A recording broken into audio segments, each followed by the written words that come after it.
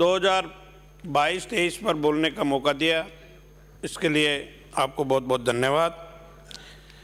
मैं आपके माध्यम से राजस्थान के यशस्वी मुख्यमंत्री आदरणीय श्रीमान अशोक गहलोत जी द्वारा वर्ष 2000 की गई घोषणाओं के लिए हार्दिक आभार एवं धन्यवाद देता हूं कि उन्हें अपने बजट में राजस्थान के सर्वांगीण विकास के ध्यान में रखा।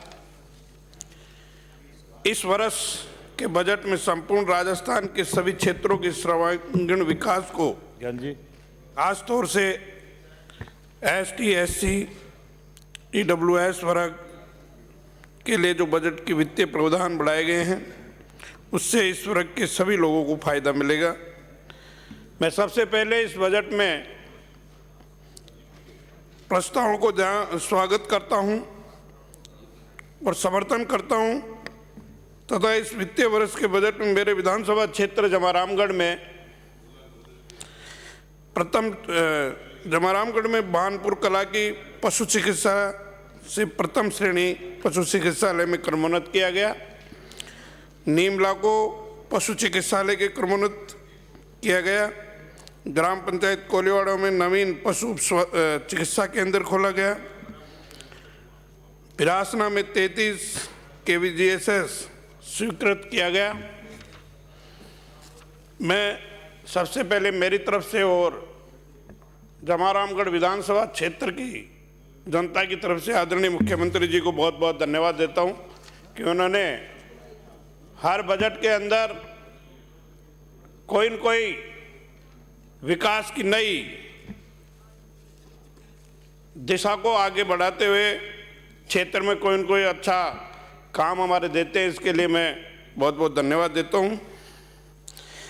मैंने अपने राजनीतिक जीवन में ऐसा बहुमुखी प्रतिभा का धनी दूसरी कोई और नहीं देखा कि जो हर समय गांव, गरीब, किसान, मजदूर, दलित, महिला और ST, SC आर्थिक रूप से पिछड़ा वर्ग का उत्थान व कल्याण की सोच रखता हो। आज कोरोना की वजह से पूरे देश में आर्थिक स्थिति कमज़ोर है, राज्य की आर्थिक स्थिति कमज़ोर है, लेकिन राजस्थान के मुख्यमंत्री जी ने सबसे पहले एक ही बात कही कि राजस्थान का कोई आदमी भूखा नहीं सोएगा। मुख्यमंत्री जी के नेतृत्व में राजस्थान सरकार ने जो प्रबंधन किए हैं उसकी प्रशंसा केवल देश के बल्कि पूरे संसार के कई देशों में हुई है। हमारे भीलवाड़ा और रामगंज मॉडल की प्रशंसा देश के प्रधानमंत्री ने भी की है, इसके लिए भी उनके आभारी हैं। इसे कोरोना के समय आदरणीय मुख्यमंत्री ने लगातार VC के द्वारा चाहे पक्ष के MLA हो, चाहे MP हो, चाहे विपक्ष के MLA MP हो, सबसे बात करके और सब लोगों से सबको जहाँ भी कोई प्रॉब्लम आई उससे VC के द्वारा लगातार VC करते रहे और कोरोना का प्रबंधन करते रहे। शिक्षा के क्षेत्र में भी नई क्रांति लाने का काम आदरणीय मुख्यमंत्री अशोक गहलोत जी ने की है। शिक्षा के क्षेत्र में प्रदेश की सभी 3820 सेकेंडरी विद्यालयों को सीनियर सेकेंडरी विद्यालय में क्रमोन्नत किया है। ग्राम पंचायत मुख्यालय प्राथमिक विद्यालय को उच्च प्राथमिक विद्यालयों को सीधे सीनियर सेकेंडरी स्कूल में क्रमोन्नत करने के लिए फैसला किया गया तथा शहरी व ग्रामीण क्षेत्रों में 1000 जो अंग्रेजी मीडियम खोलने की घोषणा की है।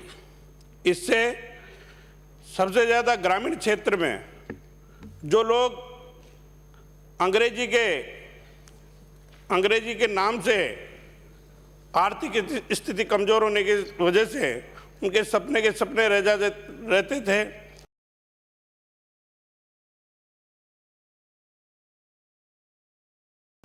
उनको अंग्रेजी मीडियम स्कूल में पढ़ने का मौका आदरणीय अशोक गहलोत जी की वजह से मिल रहा है और वो एक पूरे प्रदेश में हर क्षेत्र, ग्रामीण क्षेत्र में जिन लोगों की सोच थी कि हमारा बच्चा भी अंग्रेजी मीडियम स्कूल में पढ़े, उनका सपना पूरा होने जा रहा है। इसके लिए राजस्थान सरकार ने माध्यम शिक्षकों को भर्ती लेने की घोषणा की है। ये भी एक ऐतिहासिक फैसला है। सबसे बड़ी जो क्षेत्र में, ग्रामीण क्षेत्रों में सबसे ज़्यादा समस्या रहती है, वो समस्या ये रहती है कि आने जाने की व्यवस्था, परिवहन की व्यवस्था।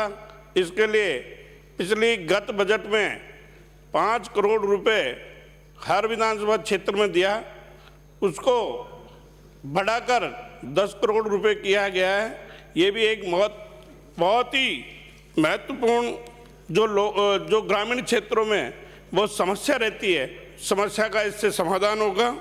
मुख्यमंत्री जी ने जो काम किए हैं, चाहे खेल में किए हैं, हर क्षेत्र में खेल में पैरा ओलंपिक खेलों के लिए 25-25 बीघा जमीन देने का जो उन्होंने घोषणा की है, ये उन खिलाड़ियों के लिए एक बहुत बजट में जो प्रावधान किया है उससे युवाओं को प्रोत्साहन मिलेगा। हम लोग भाजपा सरकार के 1 जनवरी 2004 के पश्चात नियुक्त हुए कार्मिकों के लिए पेंशन बंद कर दी गई थी। इन पेंशनधारियों एवं उनके परिवार के भविष्य को ध्यान में रखते हुए माननीय मुख्यमंत्री जी ने पुरानी पेंशन योजना को लागू करने के जो निर्णय लिया गया है वह न केवल स्वागत योग्य है बल्कि ऐतिहासिक भी है। इससे समस्त सरकारी कर्मचारी जिन्होंने इनका लाभ भविष्य में मिलेगा, पूर्ण निष्ठा एवं समर्पण के साथ राज्य की सेवा करेंगे, जिनके सामान्य जन को भी लाभ मिलेगा।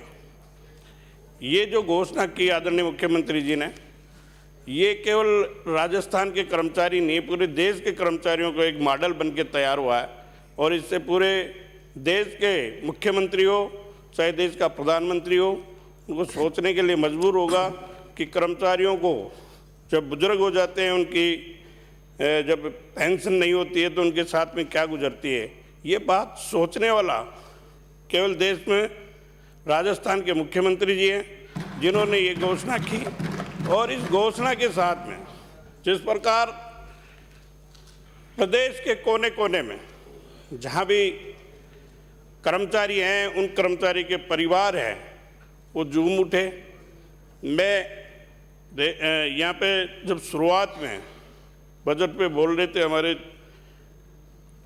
सदन के उपनेता, उन्होंने कहा कि बजट में लोगों को बुला बुला के लेके आ रहे थे। आज जो बजट में जिस प्रकार से हम पहले बजट कोई किसी को मोबाइल पे नहीं देखते थे, टीवी में नहीं देखते थे, और एक ही बात सामने आती थी कि ये इलेक्ट्रॉनिक सामान महंगा हुआ, ये सस्ता हुआ।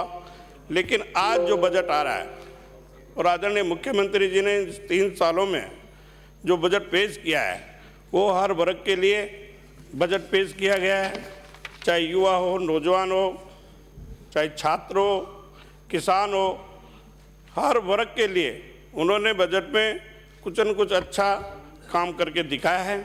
जिससे अब जो कर्मचारी हैं, उनकी कांग्रेस सरकार के समय 2800 ग्रेड पे वाले कर्मचारियों को अतिरिक्त पदोन्नति के लिए दिए गए ग्रेड पे फायदे के आदेश को पिछली भाजपा सरकार ने निरस्त कर दिया गया था। माननीय सदस्य समाप्त करें अब आप।